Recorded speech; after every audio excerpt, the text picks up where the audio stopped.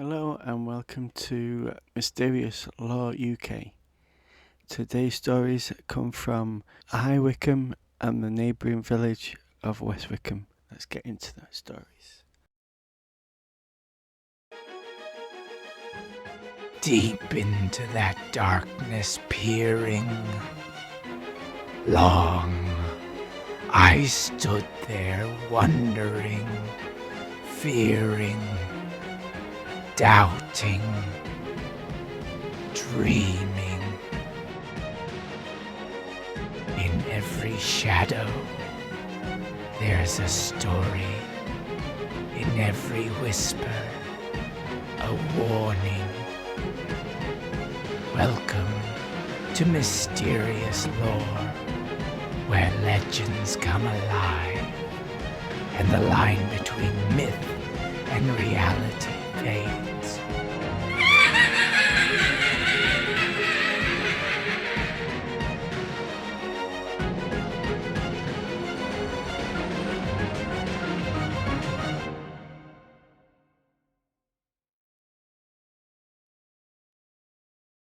The Puritan. Back in the 80s, it's told that a man was walking up this hill on his way home after doing some errands. This guy was very skeptical of all things paranormal and would often say there's no such thing as ghosts. As he walked up the hill towards home, he got the sense of somebody that was walking up the hill with him. The man turned to acknowledge this person and say hi.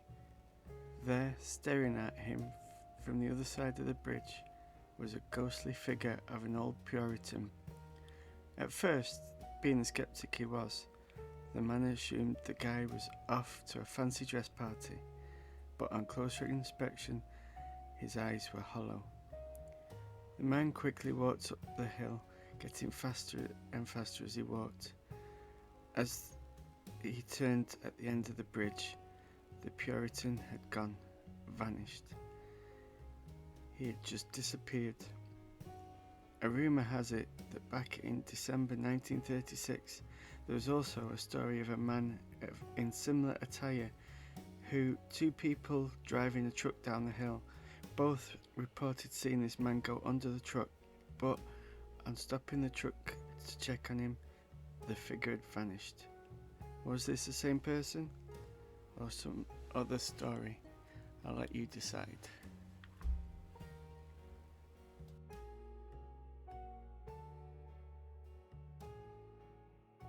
Mysterious footsteps.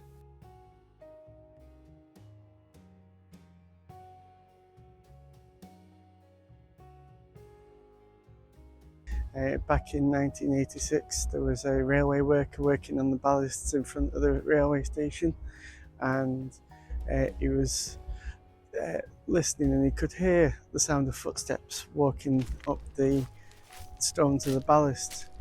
He looked round thinking it was one of his workmates, but couldn't see anything. So he waited, and he could hear the footsteps getting closer and closer to the platform. As he was stood there, and at platform's edge, there was no one there, just the sound of these footsteps. And then they carried on past him and down to the other side of the track and towards the station. It's not the first time that somebody's heard footsteps. There's been quite often footsteps heard on the platform itself, running up and down with no apparent body to go with the footsteps. So what do you think it is? Is it a ghostly railway worker or somebody that missed the train and is still running for the train on to get there on time?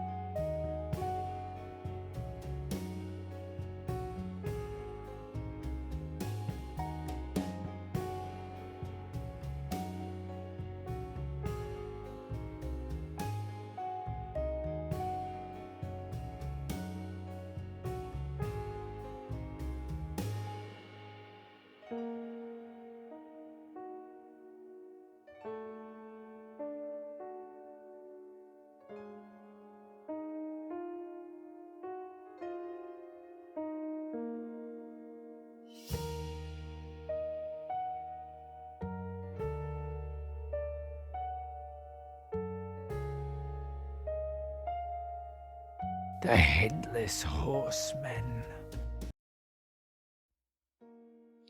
The Headless Horseman has been spotted in a few places west of Wycombe.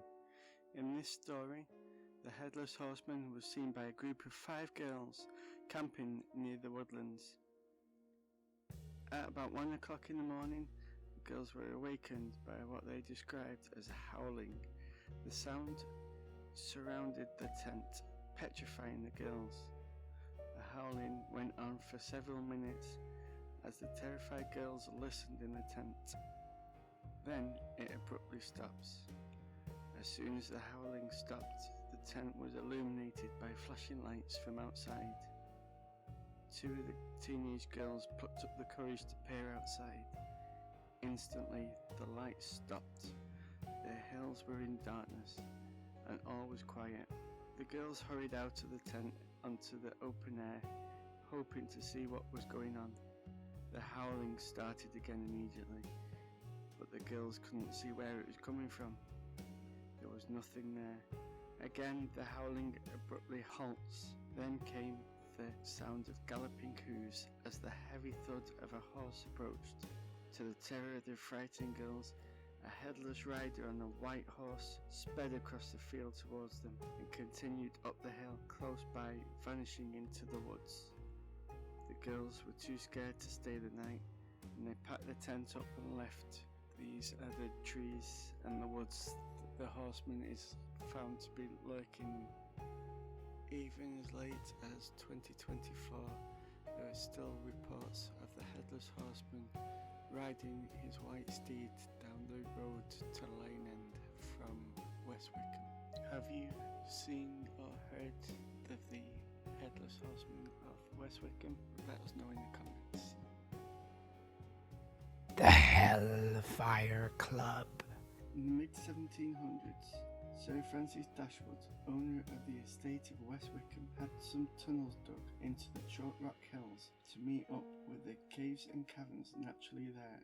At the end of the passageways was an underground river called the Styx, which had a bridge built over it and into a chamber said to be exactly 300 feet under the Church of St. Lawrence.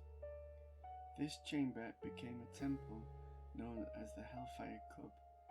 The members of the club dressed as monks and contained many upper-class men of the time, including a poet called Peter Whitehead, the 4th Earl of Sandwich called John Montague, and it's also rumoured to have held Benjamin Franklin when he used to frequent the area from America. They called themselves the Brothers of Francis. They greeted each other as brother. They are said to have been doing satanic worship and pagan rituals. After Sir Francis Dashwood's death in 1781, the caves were abandoned and became derelict. In the 19th century, the ghostly phenomena started. The spirit of the poet Paul Whitehead, a close friend of Sir Francis, is believed to have haunted the caves. A young girl visiting the caves became separated by her family. She was lost and frightened, and getting herself lost in the maze of tunnels didn't help. She found a tunnel which seemed to be ascending to the entrance. As she climbed, she had the feeling somebody was watching her. She turned to see a man in 18th century clothing standing some distance behind her. As she watched, he faded away into nothing. She quickly ran to the exit and never came back. So here we are at the top of the hill. This is St. Lawrence's Church. Directly below the church is the inner temple of the caverns and the man-made caves. This is where we were walking around earlier. Over there is the mausoleum of the Dashwood family. It's got quite a lot of tombs in there of the Dashwood family from through the ages.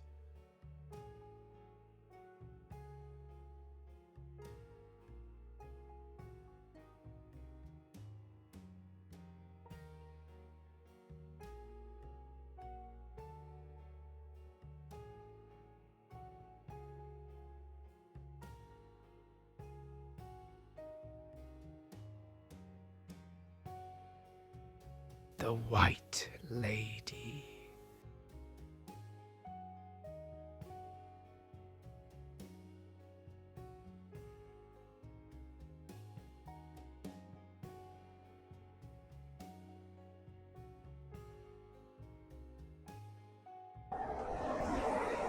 Okay, so this is the story of the White Lady of West Wycombe.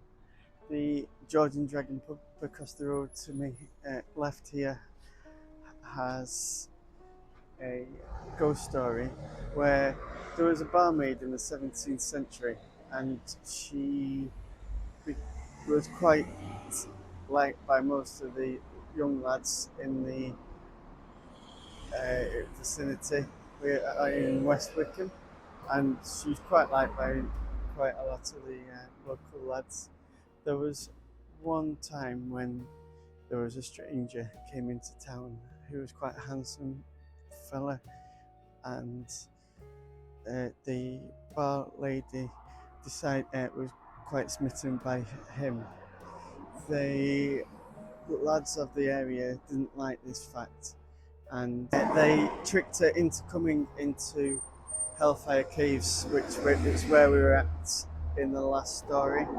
And while they were there, one of the lads hit her over the head and fatally hurt her. At this point, she wasn't actually killed; she was just injured. Then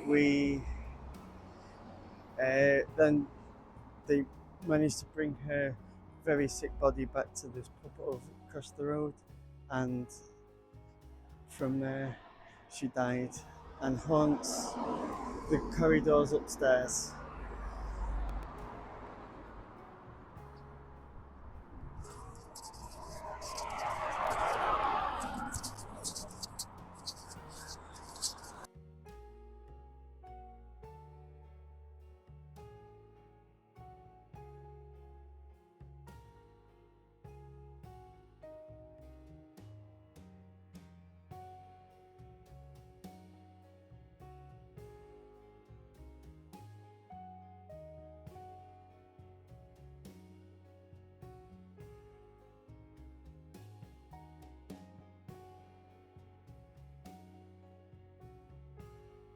Thank you for watching this video.